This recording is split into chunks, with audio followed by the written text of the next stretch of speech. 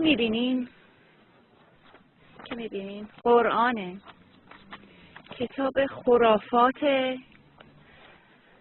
مسلمونا و عرباست که به زور با کشت و کشتار و اشغال کشور ما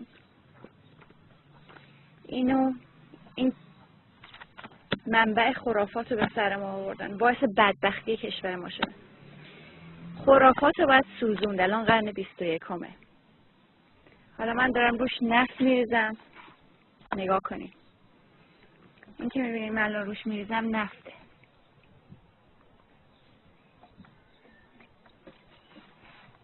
قشنگ روش نفت بریزید.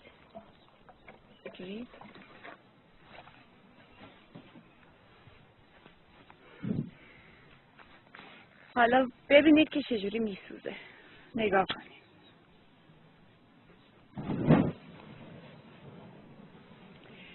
قرآن رو باید سوزوند. ببینید من چجوری اینو سوزوندم.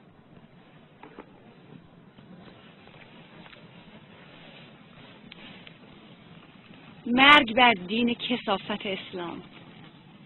اینی که بردهداری رو تو این کتابش کار درستی دونسته. ما ایرانی هستیم. گور پدر این دین کثیف. بفرستینش همون جایی که اومد. همون واسه عربا خوبه.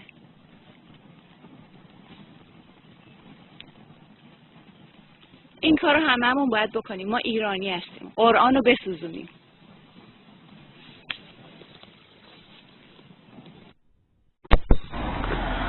درود بر همه دوستان عزیزم. من اینجا دارم یه قرآن کثیف آتیش میزنم. من یه ایرانی هستم. لعنت بر عربا. 1400 ساله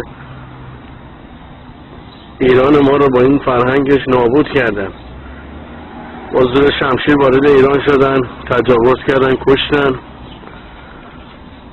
الان هم میبینید که دارن تجاوز میکنن، میکشن. اسم این قشنگ ایرانی رو عوض میکنن. ناموسای ما رو صادر میکنن به دو کشورهای دیگه. و اگه شما ایرانی هستید، همه ایرانیان این کار رو انجام بدید. این کتاب به خاطر اینکه توی هر کشوری برقرار بشه خیلی ها رو کشته و 1000 تا ناله و نفرین پشت این کتابه. از تمام دوستان خواهش میکنم این کتاب رو بسوزونن، از بین ببرن.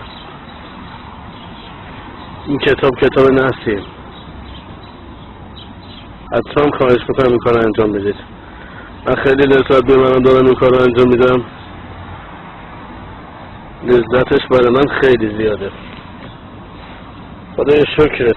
من واقعا اینجا از تک تک کسانی که مخالف اسلام هستن سپاسگزاری میکنم. حالا هر عقیده ای دارن، مخالف اسلام باشید، هر عقیده ای دارید، مهم اینه که اسلام رو قبول دارید که یک دین کثیفیه. لعنت بر بسیجی، لعنت بر حزب الله، واقعا لعنت بر همشون. لعنت بر آخون، لعنت بر تمام وطن فروشان. من واقعا لذت میبرم این کتاب رو